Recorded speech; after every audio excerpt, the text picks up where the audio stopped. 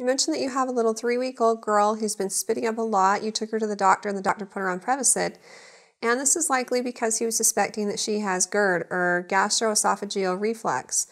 And Prevacid takes a few days to work, and so if you just started it yesterday or earlier this week, there's a good chance that it may not work for about 5 to 7 days. And so still give it some time and make sure you continue to give it according to the doctor's directions.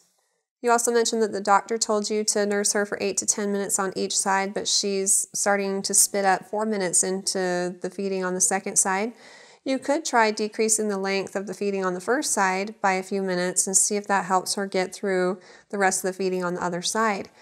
The most important thing is that she's happy, healthy, gaining weight, and thriving. And the best way to tell if she's getting enough to eat while you're trying to decrease the amount that she's eating to prevent her from spitting up so much is to watch the number of wet and poopy diapers she's having. So she should have at least 6 wet diapers a day, and breastfed babies at this age usually have 8 to 12 bowel movements a day. It's usually like they eat and they poop and they eat and they poop. So if she has dramatically fewer bowel movements than she was having before, that would be a reason for concern.